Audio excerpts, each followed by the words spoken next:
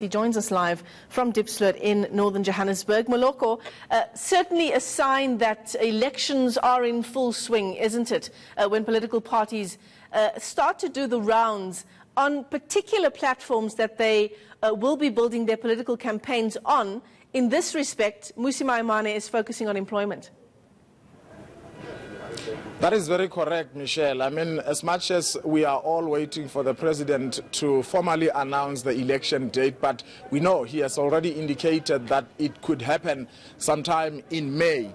And political parties, of course, are already gearing themselves, getting ready to woo the voters. The DA is also on that campaign trail. As you said, today, DA leader Mmusi Maimane will be here in Diepsloot, interacting with young people. His main message, according to the statement from the party, is jobs, jobs, and jobs for young people. And as you know, that South Africa's unemployment rate, according to statistics SA's documents, stands at there are about 6 million unemployed people, and about 32% of those people are young people between the ages of 15 and 34. So young people tend to bear the brunt of joblessness, Michelle. And political parties will obviously try to address that constituency. Yeah, absolutely. The question, of course, will be, I mean, we always know that come election time, the largest contingent of voters are, in fact, the youth.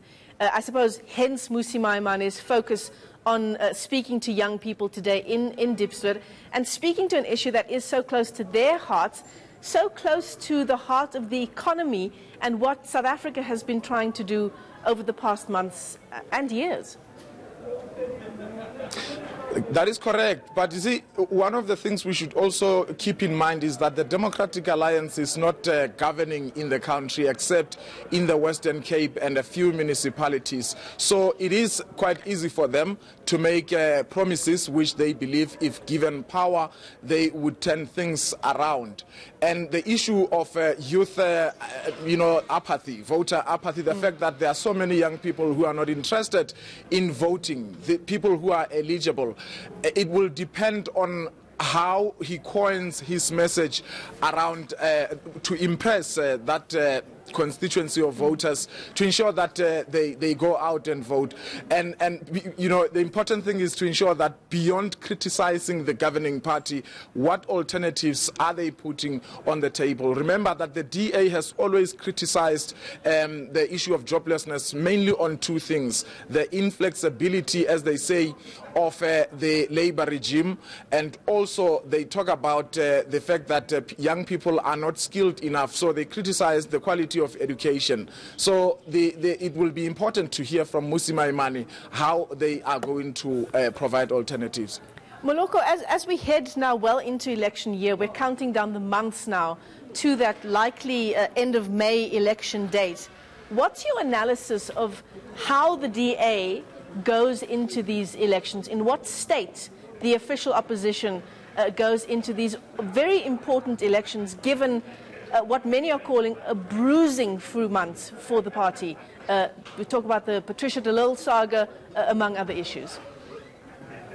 Yes, Patricia de Lille has done some damage. The DA, of course, believes that really she's not a factor. But the fact of the matter is that you would remember before she went into a coalition with the DA when she was still leader of the ID, she had managed to get a few votes. So she is not the type of a politician they can easily disregard. But also remember that in the DRC, we saw this in the past days, the opposition leader managing to win the elections. The DA issued a statement to say that they feel emboldened by the fact that it seems in the continent there seemed to be a paradigm shift where we see the opposition beginning to make inroads. They are hoping that that will send a message even in South Africa, where they, as the opposition, will become a governing party. But of course, it remains to be seen, because in this country, remember, for so many years, the DA and other opposition parties were criticizing, particularly former President Jacob Zuma.